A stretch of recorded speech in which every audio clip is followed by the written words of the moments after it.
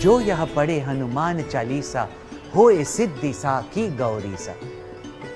Goswami Tulsidas ji has said that whosoever reads this Hanuman Chalisa, according to Lord Shiva, will attain their heart's desire.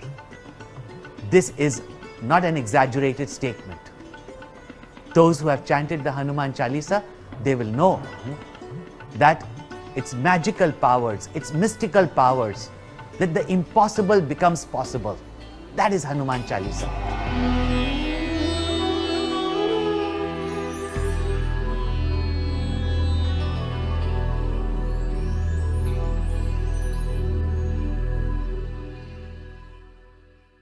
Gurur Brahma, Gurur Vishnu, Gurur Devo Maheshwaraha, Gurudeva Param Brahma, Tasmai Shri Gurave Namaha.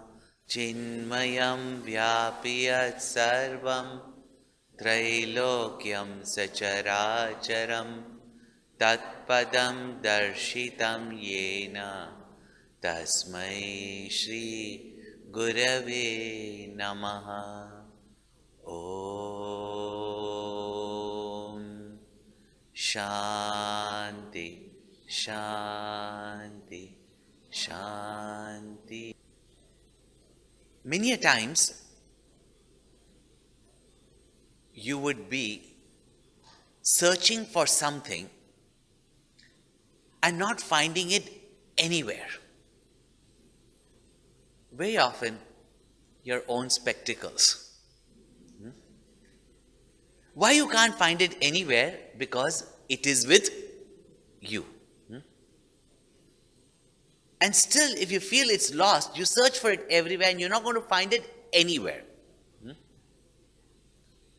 In the same way, there are certain things we are constantly searching for them in the world outside, but never finding them because they're already with us. And that's the great secret. That what is with us, we take for granted. And that which is closest to us, we never notice. And that very thing we search far and wide and never find it. And life goes searching for it. In all ancient literature, the story of the musk deer has been told, who has the musk in its own navel, intoxicated with that sweet smell, runs around all its life searching for the source of the musk, but never realizing that it is always with it only. In the same way, whether we are searching for peace or happiness, or we are searching for that perfect love, it is always with us. All we have to do is discover it. But one thing that always remains a mystery, that has been a matter of discussion of scholars, philosophers, scientists,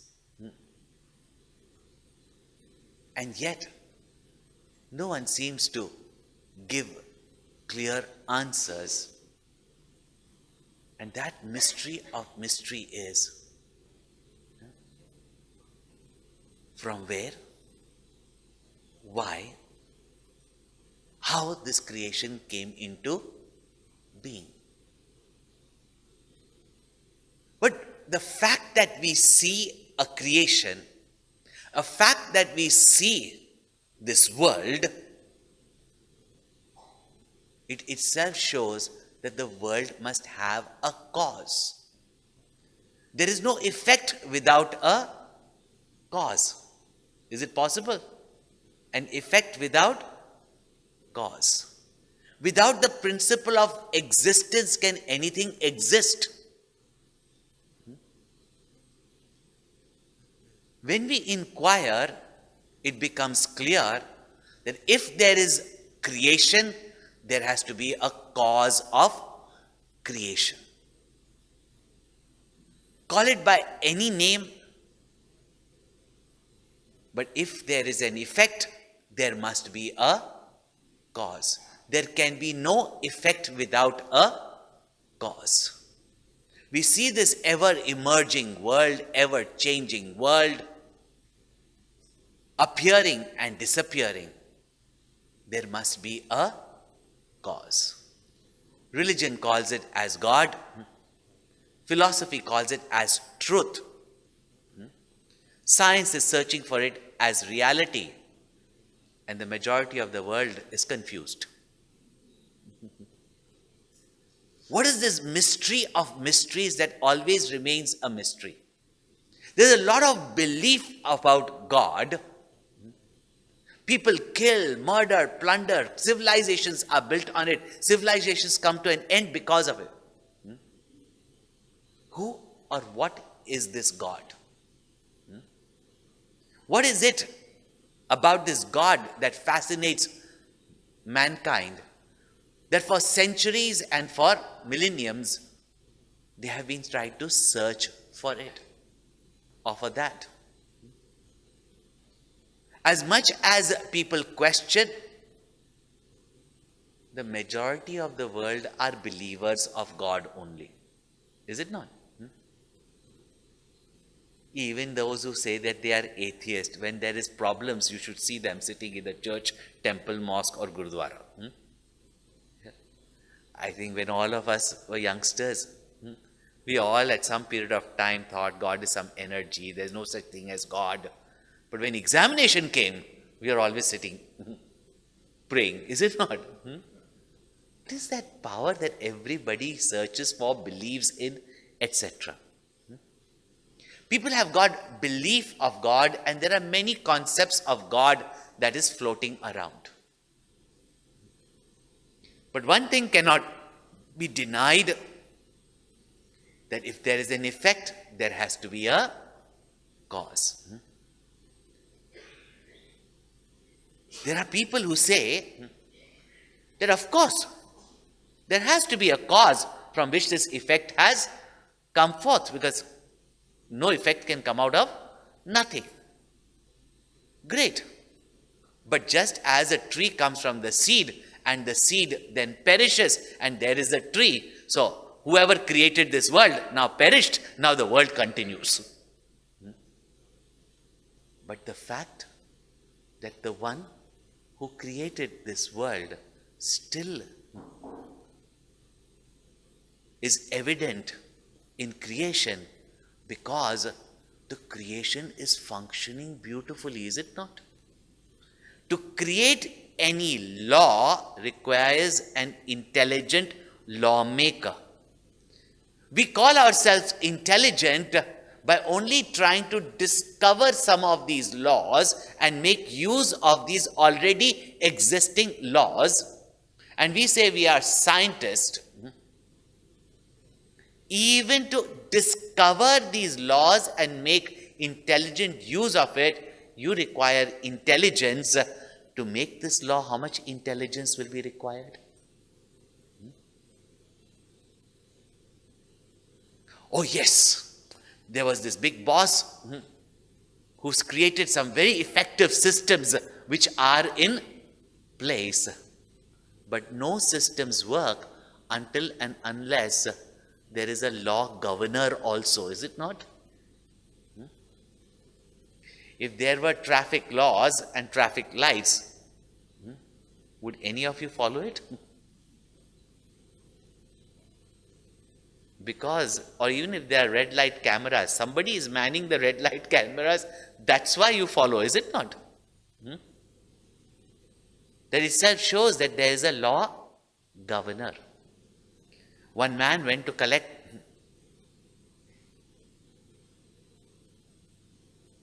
money for the bill, for the invoice that was sent to this company. And there was a standing on order that when anybody comes to collect the bill, say the boss is not in. But this man, he was an expert. He just sat there. The boss calls from inside. Is he still there? Tells the secretary, tell him the boss is not coming. He said, he might change his mind. I'll sit here. No, there's an emergency in the boss house. He might not come back for a couple of days. Okay, I'll try in the evening. Maybe everything is just a false alarm. Finally, the boss realizes this man is not going to go. Calls the man inside and said, you were sure that I was inside, that's why you waited. How did you know that I was in the office? He said, that was very clear. Everybody was working. That the whole universe works with precise laws, it shows the boss is in. That itself is proof, is it not? Another beautiful logic that has been given by the great rishis is, what is the proof that God is? The greatest proof is that people argue against God's existence. Yeah. How do you prove to an atheist that God is? The fact that the atheist is arguing about it, which means it exists. Yeah. Does anybody argue about your tail? Have you ever had an argument with your husband, wife about your tail? Yeah. Does anybody sit and argue about your horns? You only debate and argue about something that exists. So an atheist only proves the existence of some truth or reality. Only may not believe in your concept of that reality or truth. All religions accept that there is a cause behind this world. Only they do not accept your form, or you don't accept their form. Then they argue, some don't accept any form, some don't accept the formless. No? On that only people fight, but nobody really fights whether the God exists or not, because that is self-evident.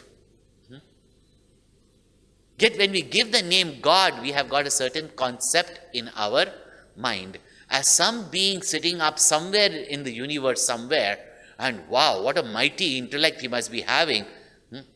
That out of the 6 billion people, whatever is happening every moment in their life, he knows everything.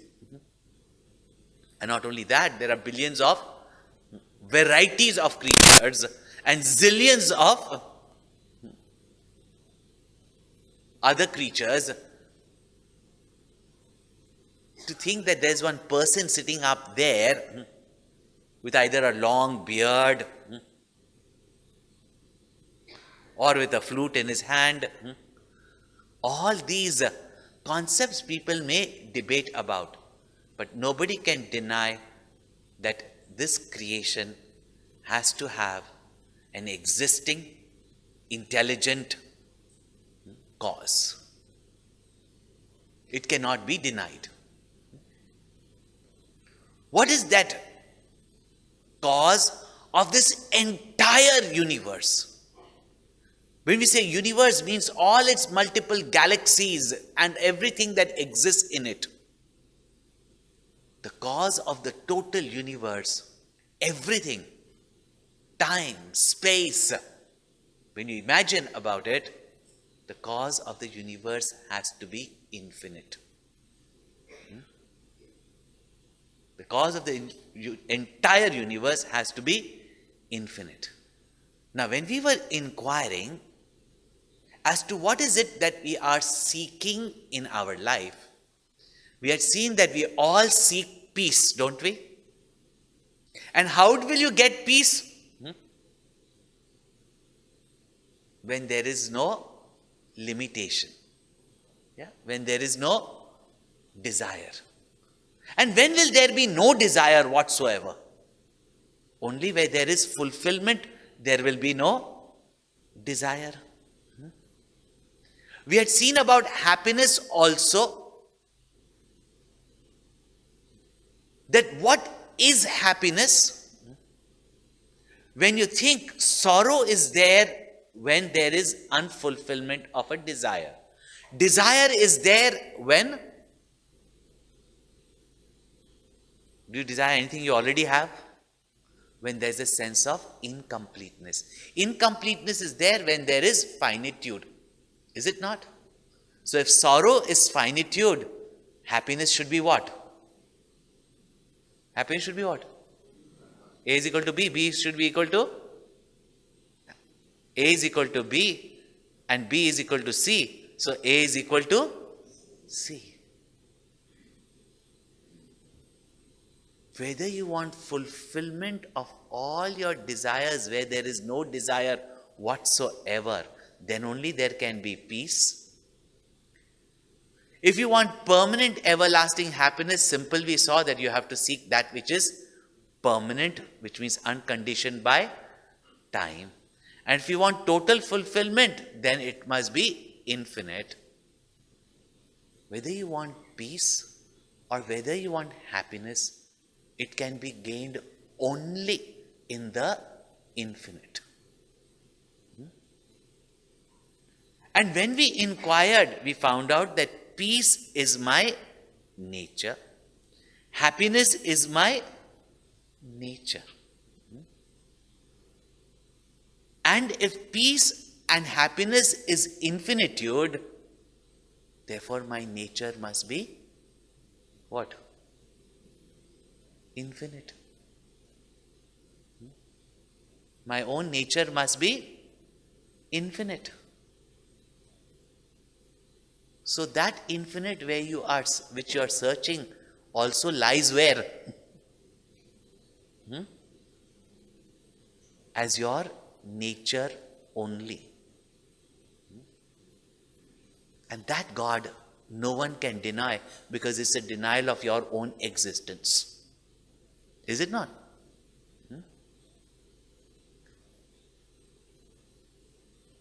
And therefore, even the God that we search is found in only knowing yourself.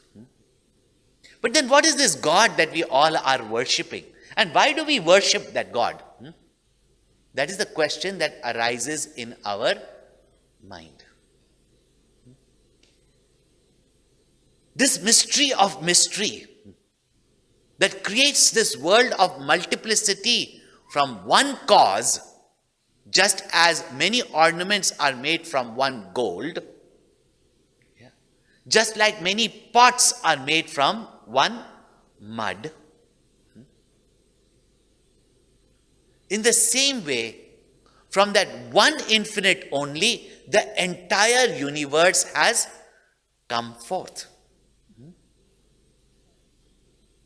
Now, if that has come forth from it, then where is that cause? Is it not clear that where the effect, there alone is the cause? If the ornaments has come from gold, where is gold? In the mines. One day I met Mr. Pot. Because in Australia, there's Mr. Pot, Mr. Shoe, Mr. No? So I met Mr. Pot at the airport. He was on the other side of the escalator. I was going on this side. I said, "Hi, Mr. Pot." Mr. Pot said, "Hi, Swami." So I said, "Mr. Pot, where are you going?" "Swamiji, I'm going to find my source." I said, "Where?" "In the Himalayas." I said, "And what's your source?" The mud pot laughs and says, "Don't you know? It's mud." No? And holding his belly, Mr. Pot was laughing. So I said, if mud is not in the belly, then where is it? Where the effect, there alone is the cause. And thus, when it is said that the entire universe is nothing but the expression of that one cause only, we keep hearing these statements, but we don't understand the meaning of it. Yeah? That one cause from which the entire universe has come, just as from one gold comes all the gold ornaments. Yeah. Then where the ornaments, there alone is the gold. Is it not? If you want to find gold, you can find it in every gold ornament, because the effect cannot remain separate from its cause. Remove the cause, remove the gold from the ornament, will it remain? One mathematics professor, young man, got married as per the advice of his mother, because women only understand women better. Therefore, follow your advice on whom to marry. So, she got him married with a village girl, because he knows city girl is not going to look after him. And truly enough, whatever he says, yes, yes, yes, because after marriage they want a cow only. Before marriage they want the wild one. After marriage they want the tamed one. Yeah. But when the cause itself is wild, how can the effect be tame? So, she got him married. And he was a mathematics professor. And being a mathematics professor, he never was paid enough. Teachers were never paid enough those days. So one day, he calls. He's always in debts. And he doesn't know how to pay off the debts. The loan sharks are behind him. His expenditure is, as always, more than his income. So while he was looking around, he noticed that, from the village she's come, they never give their daughters empty-handed. So she was wearing a nice, thick chain. Now, how does he get that chain out of her? So he calls, he says, Kalyani, come here. As usual, Kalyani obeys. Now I'm going to teach you algebra. Okay. Whatever you want. She sits there. Then he says, listen, this is algebra.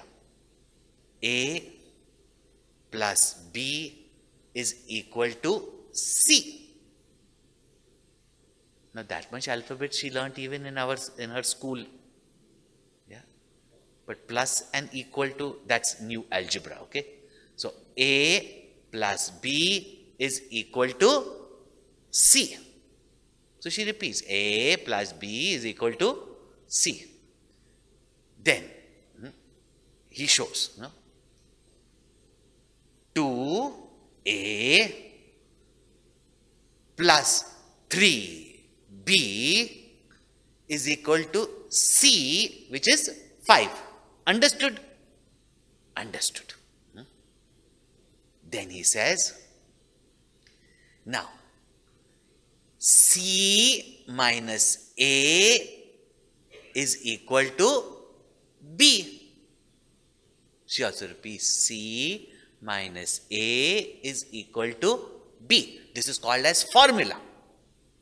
He shows her also, See, 2 plus 3 is equal to 5. A plus B is equal to C. But C minus A is equal to B. So 2 plus 3 is equal to 5. 5 minus 2 is equal to? Even Kalyani understood.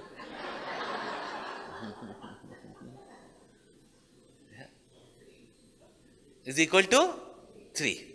So A plus B is equal to C. C minus A should be equal to?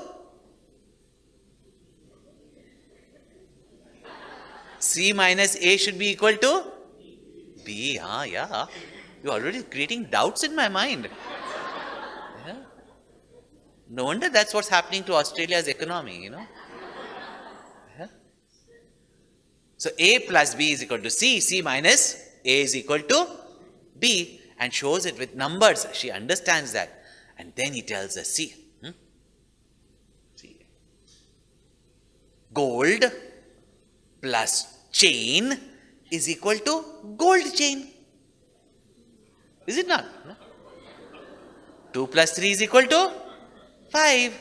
So, gold plus gold chain is equal, plus chain is equal to Gold chain. Now you give me the gold chain, I will go and sell the gold and give you the chain. Because gold chain minus gold is equal to? Even Kalyani knows not to answer like you.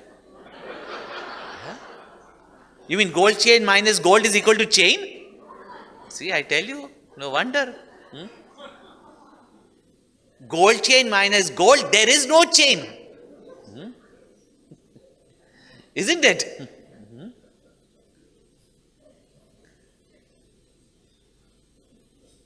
Got it or not? Or you're confused? Vedanta is not confusing. Mathematics can be very confusing. Yeah? Remove gold from gold chain, there is no chain. Remove the effect, remove the cause from the effect, there is no effect. In the same way, if you apply these three laws, if there is a universe, there has to be a cause of the universe. Where is that cause present? In the universe itself. But the third is the important point. Remove the cause, the effect cannot remain. What is it that removed from you? Neither you nor your world remains. That is the cause, without which thing exists. You can give it a name if you want to, but if you want to inquire, even when one of your limbs are not there, you exist or not? Even if your senses are not there, you exist or not? Yeah? If any part of your body is cut off, you exist or not? Which itself shows you are not the body. You are not the senses. Is it not? Without your mind, you exist or not? You do? All your life, what have you been doing? Mindlessly living only, isn't it? No? But in deep sleep, when the mind is not functioning, you exist or not? Yeah? Intellect is not functioning, you exist or not? What is that existence that exists when the body, mind, intellect is not there? That is your truth. That is your reality.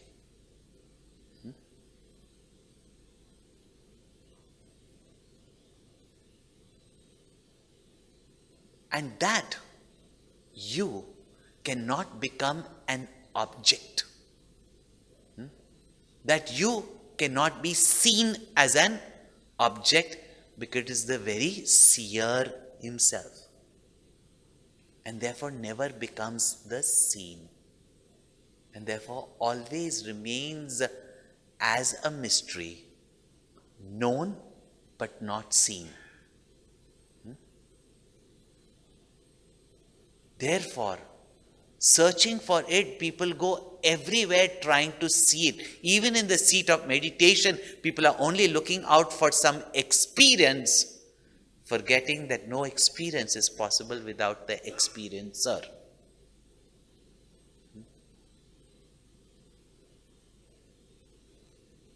People are looking out for some Atma, some Paramatma. But that which is seen will come and go. But that which is permanent is the seer. And only in discovering that essence, that I am, can you know what is God? Can you find the total fulfillment which is called as happiness? And only then can you find out what is peace. Hanuman Anjani Suno Mahabala Parakrama Lolallangula Patena Mamara निपातय